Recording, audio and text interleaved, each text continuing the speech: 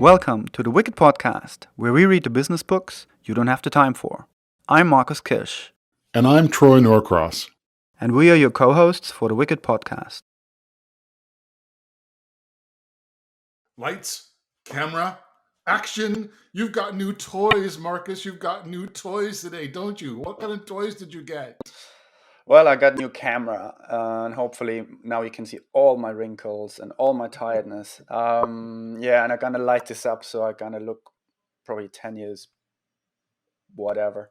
New toys. We're trying new things. We're improving, iterative improvement of the podcast. Yes. Trying to eventually look actually professional.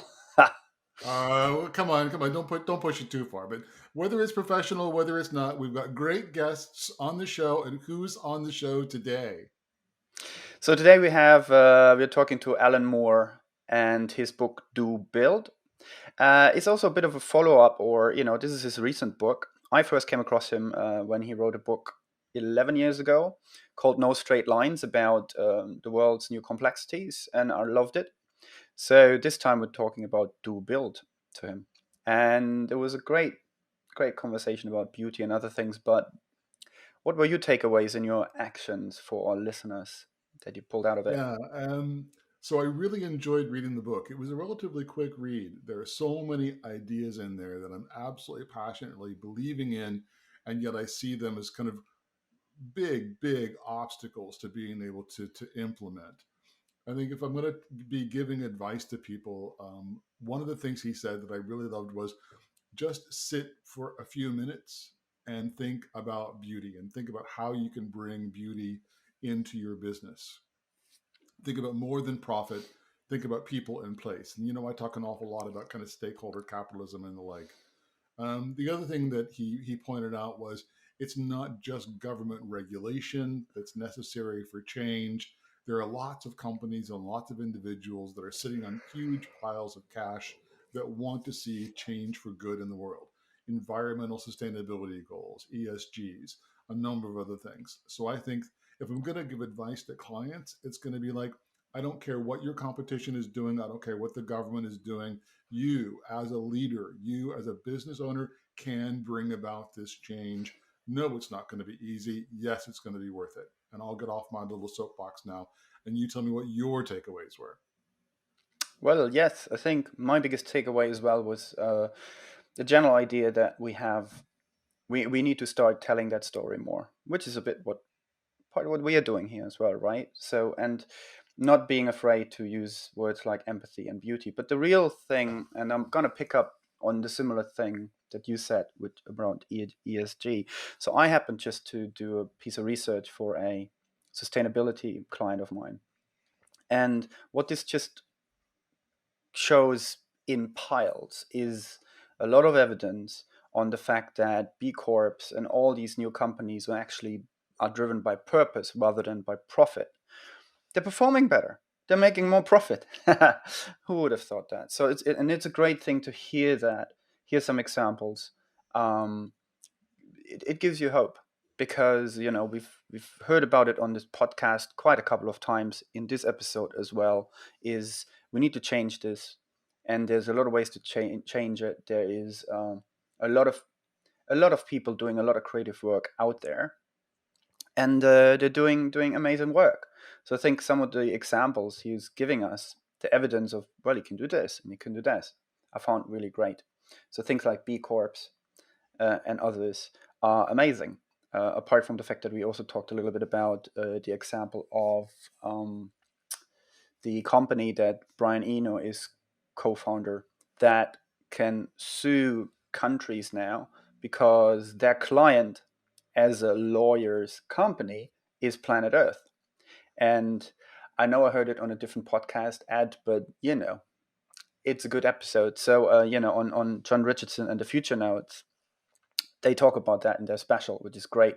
So we brought that in, and he talked a bit about that company and what it does. So there's people using the law, there's people using other legal aspects, there's people using other elements of purpose, and in order to get there, hacking the system, and it's great. It gives you hope, and I loved those part of the stories that everyone should know about. And you're right. And storytelling was a key element of what he had to say. But before we tell all of his stories, what should we do, Marcus? We should. Let's go to the interview.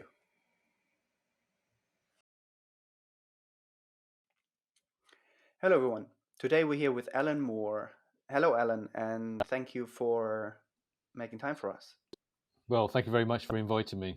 I'm very glad to be here on the show with you guys.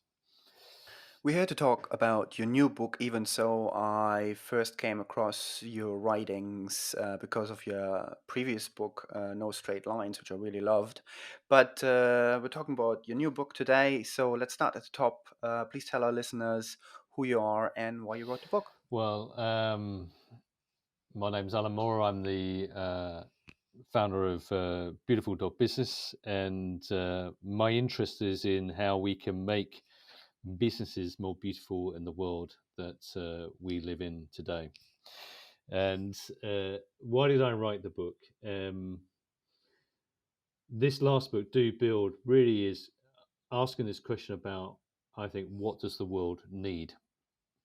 Uh, I'm not sure that businesses kind of really looked at that question in the way that it really should do. And I felt that for all sorts of reasons, which I'm sure we'll get into in the conversation and chat today, that we really need to be focuses on that idea. What does the world need? And what does business kind of really deliver to that? Why are we here? What reason do we exist? What is the value of bringing a business into this world? Who is it serving? Who is it benefiting? Um, is it only shareholders, or is it actually people and planet that should We're be here to talk conversations about that your we new should be book, having at even the same so time? I first came And I across felt your that they were writings really because of important your questions, previous which have book, been on my No mind, Straight as Lines, you which I know, really loved. for But quite a long we're talking time. about your new And book today, so but I let's start felt at the that top. that Please was tell our a reason to listeners write this who you book, are and why you wrote the book. as an invitation, perhaps, to others to have that conversation. I'm going to ask one question and one question only about your last book. No Straight Lines is a lot about complexities in the modern world. Is there any connection between that book and your new book? Is the one question I wanted to ask just to bridge things a little bit. Yeah, no, absolutely. I mean, I mean, No Straight Lines: Making Sense of Our Non-Linear World was the full title of the book, which is a bit of a mouthful, even now, 11 years later. But essentially, what I was saying in that book, which was actually a 7-year project. So, I mean, I started that in 2005. There were all sorts of things that were just coming up for me, which I thought were really important for us to investigate and to think about. And what I said essentially is we're at the adaptive edge of our industrial society. Um, and I was saying that in 2007, I think, from what I could see, and what we were going to see was a sort of a conflation, a big smash of economic, social, and climatic problems, which would take our world from how we would see it and frame it as what I would call linear, an industrial view of the world, to one that would be non-linear, to one which actually would really be very problematic for us to understand how we would move forward in that world. And here we are today, in a place which is actually more non-linear than the one that I thought we would be in. Actually, really quite extraordinary. Um, but I think that uh, the book coming out in 2011, I think, on the back of the global financial crisis, no one really was then prepared to listen to what was I'm still being here. said, not just by me, but a whole bunch of other people. But but the yeah, yeah,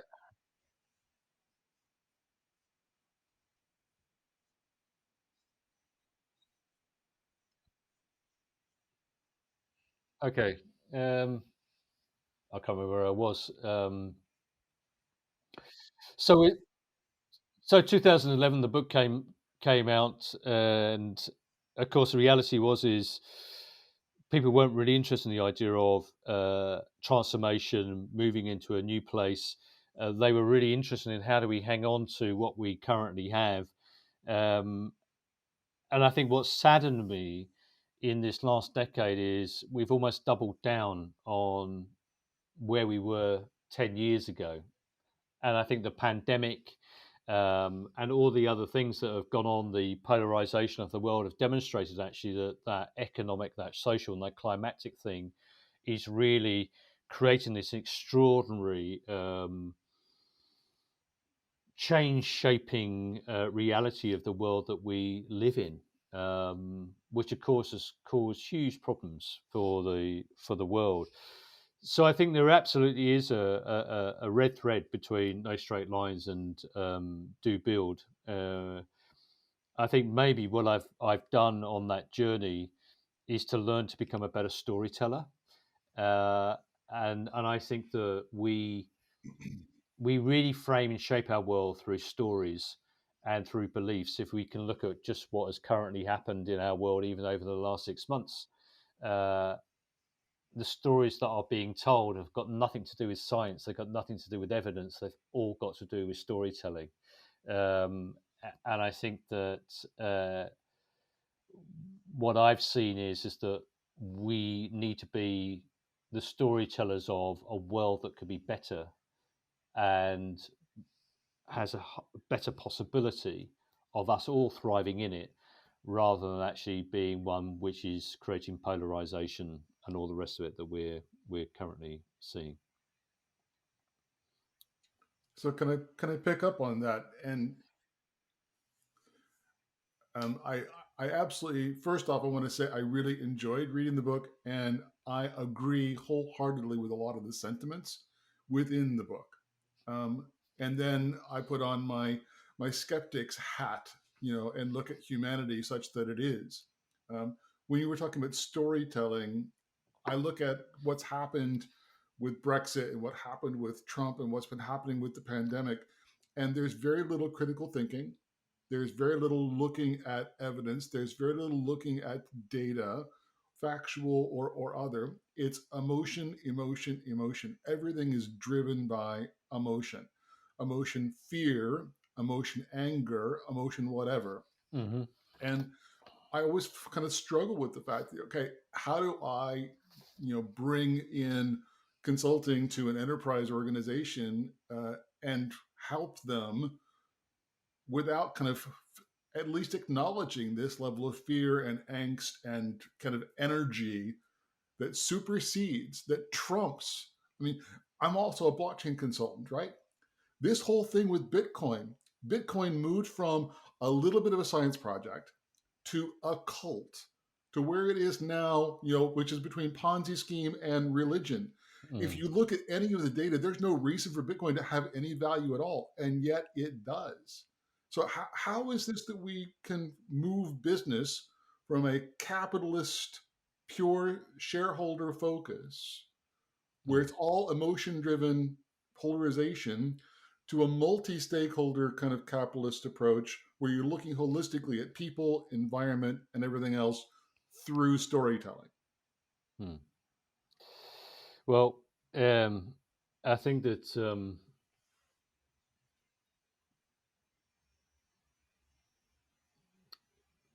we have to start from a place I think that universally engages and invites people into that conversation. And in terms of then the Do Build book or the whole conversation around beauty, what I think is that we need to have a conversation about what sustains us for an eternity, what actually can help us actually feel that we can be part of something where, whether you're making a vineyard or a bank or an energy company or a farm or a trainer brand or kind of whatever, that actually you can be in service to something which is of a greater good. I can't really comment on Bitcoin because I'm not part of it. I mean, I read about it and I understand it. Um, and there's, of course, there's always a great deal of heat and energy around technology and where those things are taking us. Um, my work, I think, is really sort of taking people back to the idea that collectively we can see a world that we can forge together, and that business is actually a sort of part of that, which is absolutely fundamental to how we move that forward. So the framing and the reframing and the replanting of what that means, I think, is absolutely essential to how we move forward. There's many different kind of component parts to that, but to me, I think that's extremely important. Okay, so now I want to do the second half of that. And you said for an eternity, for long term. Hmm. I'm lucky if I can get people to think beyond the end of next week. Yeah, I'm lucky if I can get publicly traded corporations to think beyond the next quarter, yeah, because that's all they ever think about. yeah. I'm lucky if I can get a politician to think about Mm, longer than their next mm, election. How do you get people to stop thinking front of their face and start thinking longer term, mm. longer horizon? Right. Well, so this is the way that I would uh, present that, is that nature is not designed selfishly, and she's been running one of the longest R&D projects we know. Um, she may well be the best designer we've ever had, at a macro scale and a micro scale. And in fact, her purpose, or the purpose of nature, is to support the needs of all life. And the really interesting thing about that is nature does not waste a single atom. So, to your point, and I feel your pain, and I understand what you're saying, is that nature has a very long horizon line. Uh, and there's an artist called Anselm Kiefer. He was someone I worked with many years ago, and he said, when God invented time, He created a lot of it. So why don't so Right. why don't so why don't so why don't we use it wisely? So I think if we want to be around for a long time, if we want to sort of exist in a place that's really going to be a great plus place for us to be in, then we think we need to be looking at nature's deep design model. And the investigation of that, I think, is really important and interesting, because there's a guy called Frank Wilczek, who I wrote about in Do Design, who wrote a book called The Most Beautiful Question in the World, and he was a Nobel Prize winning physicist. And his question was, is the world a work of art? Because he says all of the theories that describe the laws of nature at a macro and micro scale are all beautiful, in the way that they seek symmetry and harmony, or at least balance, and that idea that you don't eat everything that is around you, because the reality is that once you've eaten everything, there's nothing left, right? So for me, it's beauty in form, beauty in process, beauty as ecosystem. And the root word for me around beauty, just so that I make this absolutely clear, this is not about aesthetics, but it's about the fundamental laws of how our world works, which is based upon the principle of eternity and regeneration.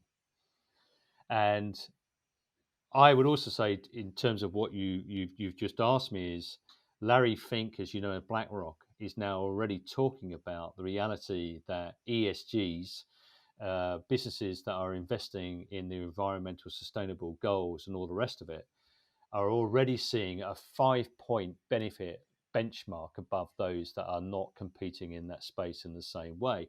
And just consider what I said. So I'm not going to apologize. I'm going to be poetic. I'm not going to apologize for the fact that I'm going to bring all sorts of other things into this in terms of the realities and the arguments I'm going to make. But the fact is that the design system of our industrial world is based on an extractive system and an extractive model, which is completely against the principles of actually living a long, eternal, thriving life. We are not good ancestors. We are not building for legacy. And it's crazy. It's like, you get to the age of 70, you've got, I don't know, £20 billion in your bank account. You can't spend it. The reality is you can't spend it. And the reality is also, as human beings, we are built actually to work collectively together. I know there's extreme ends of that spectrum, but the reality is that is how we work, and that is how we will survive, and that is how we will thrive. And so for me, that is the argument. It's just like, you can do your kind of like your KPIs for the end of the week or this afternoon, and there may well be times when actually because of actually what you're doing, it requires you to think about what it actually is you're doing that allows you to be efficient or effective within a certain time frame. But it shouldn't take the eye off the ball, which is actually where we want to get to in a long-term time frame. It's unpopular for many because it doesn't serve their needs, but it's back to the storytelling. We need to tell the story about why that idea of how we're going to be around for a lot longer is really important. And I think also actually we can tell a better story of the world that you're so the guy that's screaming at you right now saying, we need to do this and we need to do that and we need to do it now. And it's like, are you happy? Are you happy with yourself? Are you happy with your family? Are you happy in the organization you're working in? I mean, do you really wake up every day and think, I really want to go to work today and give my very best?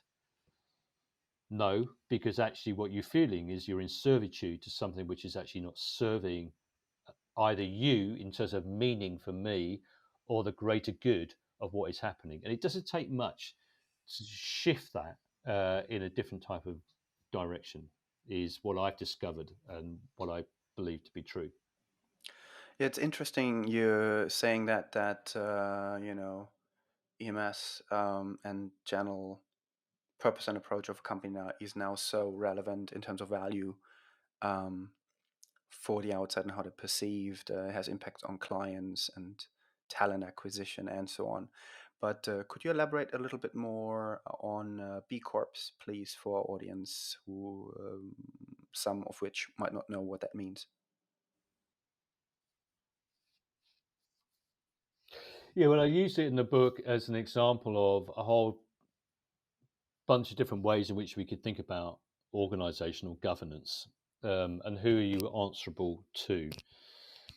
And for me, I write about Big Corp because I thought that it was all about holding yourself to a higher standard, and that all business, in fact, needs to be conducted if people and place really mattered. Um, then let's just maybe pause on that for a bit. People and place. If all of those really mattered, does business really work in that way? And they ask this question about through their products and practices, and through their profits, they should aspire to do no harm and benefit to all. And they have a program and a process that you go through, and it's tough work by the people that I've spoken to about that, where they hold you accountable to many different criteria in terms of saying how are you going to hold these standards up.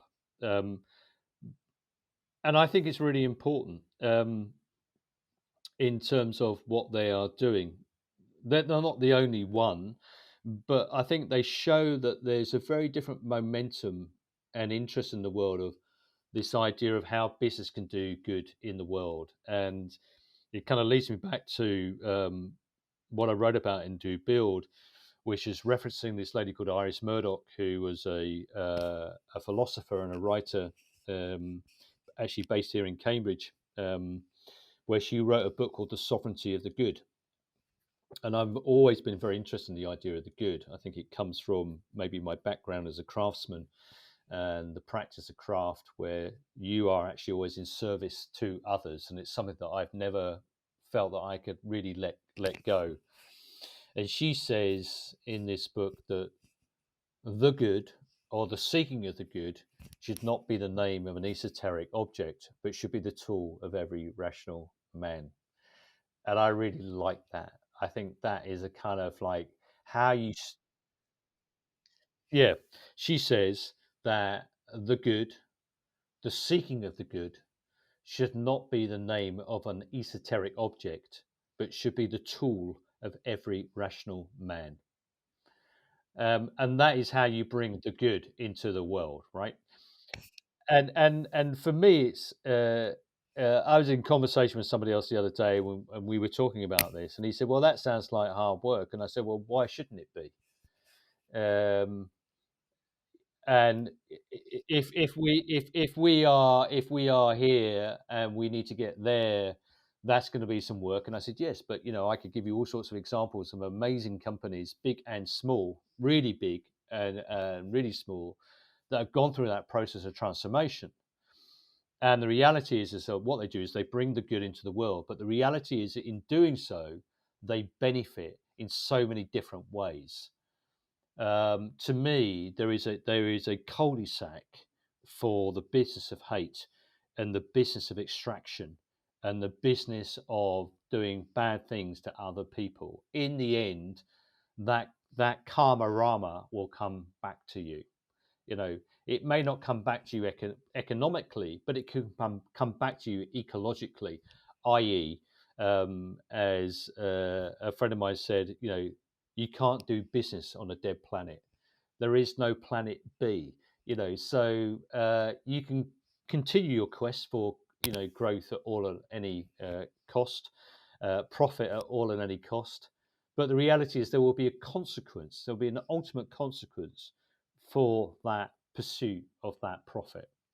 Whereas actually, if you really think about the ideas of reciprocity, generosity, um, thinking that if we are really going to move forward uh, in a good way, we have to think in circles, which is kind of a bit of a weird idea. But the idea that the Earth turns, nature turns. There is, a kind of a finite way in terms of how we think we grow, evolve, and develop.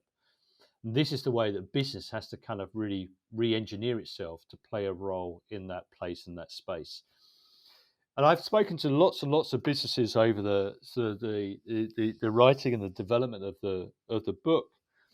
And I was talking to this wonderful CEO, a guy called Jan Wurzbacher, who runs a company called Climeworks that actually are very engaged with how do you bring the ability to take carbon dioxide out of the air, climate take back, or climate positive, as he calls it.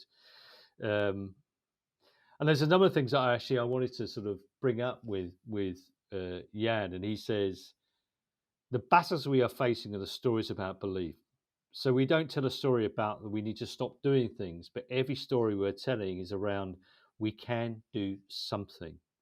And I think that's really important for everyone to hear that they can play a role in this, that we can act. And that he also believes that within the next 5 years, there will be no CEO on this planet in charge of a large corporation that will get away without having a climate target or a carbon target or a larger sustainable target, or the fact that actually they are charged with what I would call the fundamental need to achieve the equilibrium between ecology, economy, and society. Um, and of course, there will be, as we're seeing at the moment, there are a lot of people doing a lot of pushback in terms of that, and that's absolutely fine, and that's absolutely okay because it's always happened. But I think that is where the reality is in terms of where we're going. Um, and that's where I sort of go back to. So, if we want to move forward, we have to think in circles and we have to think about a circular economy and a regenerative economy, which is at the heartland of beauty for me, rather than the idea that I just take as much as I possibly can for the benefit of me and nobody else. Because I think we've had a good chance over the last 12 months, shall I say, to have a good look into the abyss. And I think the vast majority of us would prefer that we don't look any further into the abyss, but perhaps we look somewhere else in terms of what a better life might look like for us all. Okay, I want to shift away from companies and zoom into the bigger spectrum of governments. Mm-hmm. Because today governments measure against each other based on GDP, gross Yeah. domestic product. Is it growing? Is it bigger? And everything that governments are looking at is consumption, consumption, consumption, consumption. Yep. I mean, Chancellor of the Exchequer in the UK, Rishi Sunak, says, you guys have been sitting at home doing nothing, putting money in the bank, and my heavens, you've been paying off your credit card debt. As soon as this is over, I need you to get out and spend. I need you to buy fast fashion. I need you to go out and spend money as much as possible to get the economy running again. Yep. And when you've got government demanding this, as you say, consumption at unsustainable levels, you Rishi Sunak had a chance to kind of do a reset on what was considered to be society's and Yeah. our values.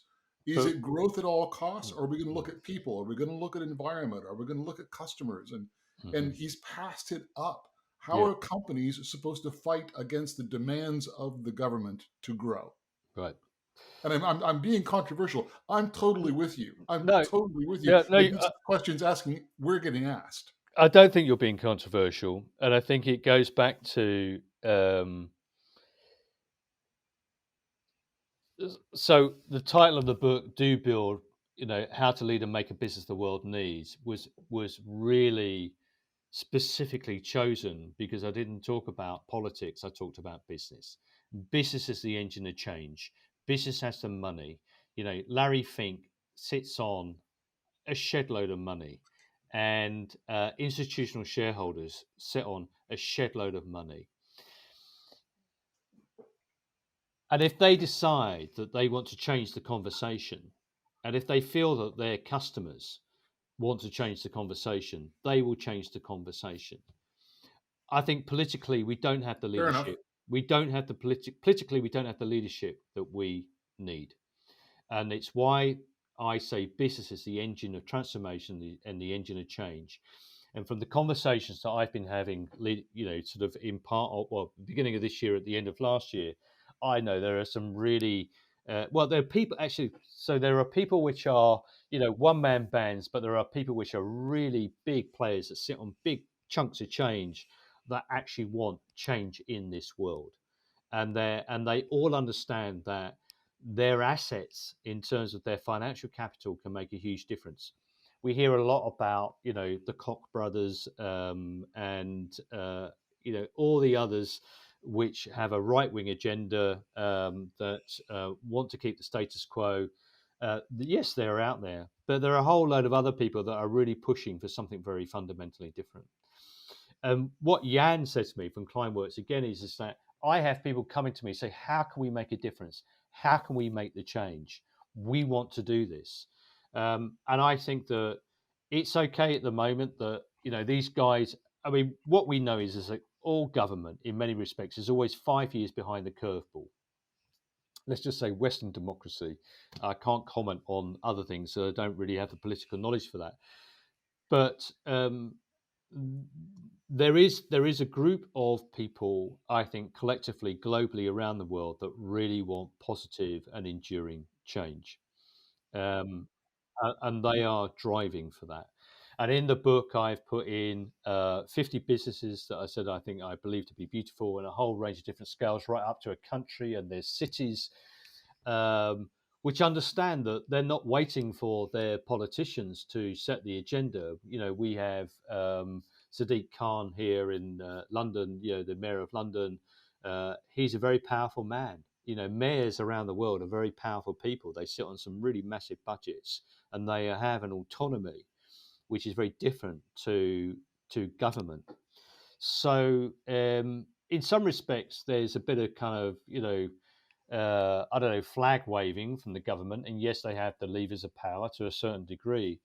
But if everybody turned up tomorrow to their bosses or to their politicians and said, "I demand this change. I want this change. I want to be able to contribute to climate take back," or whatever it is, then ultimately you have to listen to that. I mean, what we've seen, I think, uh, just to go a little bit kind of meta for a moment in terms of back to the writing of No Straight Lines, which is 11 years ago, 15 years ago, what I saw is that the promise of a better world for everybody within the West was completely and utterly broken. Right up into the middle classes. Forget all the other people that were, hopefully trying to get onto that ladder. And it broke us. And why was that? Because there were people that were only in the business of making money at all and any cost, profit all and any cost. And I say until it costs you everything. And I can remember being in a meeting, the best part of 11 years, 12 years ago, where a guy from McKinsey sat within this group and he said, what you have to understand is when the threads finally break, that's when the shit really hits the fan. And that's all about identity. It's about economic security, resilience. And here we are in a place where there's a lot of unknowns and there's a lot of fear. And it's very easy for certain people, shall we say, that can then exploit that fear of those people because they just want a roof over their head, hot water that runs through the taps, heating, food on the table, to be able to love their children, all the rest of it, and to go about their daily lives. That's what they want. And that's all been politicized because what has happened is in the fact that as that fabric has come undone, there's a lot of fear. Of course, there's a lot of fear. And politically, that can be exploited. And that's exactly what, populist politicians have done. Our job is to say that, in fact, there is a different possibility and an opportunity that we can create and we can make. And that's where I think the idea that what I've experienced is in terms of the beauty thing is, and talking about beauty is, it's a universal language for everybody, and it exists in every aspect of our lives, and it appeals to people, and they yearn for it. And I think beauty is our homecoming. And I know it sounds weird when you talk about it in the context of business, but the reality is, just sit with it for a moment. Your listeners to sit for a moment and just think about beauty in terms of how does beauty sit within their lives in every aspect of their lives, and what does that mean? And that is when you know it's a homecoming, and it's not a theology and it's not an ideology, but I think it's a fundamental truth. Yeah, it is. It's a beautiful picture, and unfortunately, as usual, we have very little time and too many questions, and we could talk to you for hours and hours. So, Alan, for now, I'll just say thank you so much for your insights and for your answers and for giving us time. Thank you for a great conversation. My pleasure.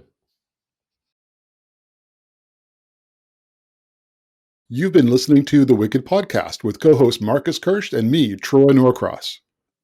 Please subscribe on Podomatic, iTunes, or Spotify. You can find all relevant links in the show notes. Please tell us your thoughts in the comment section and let us know about any books for future episodes.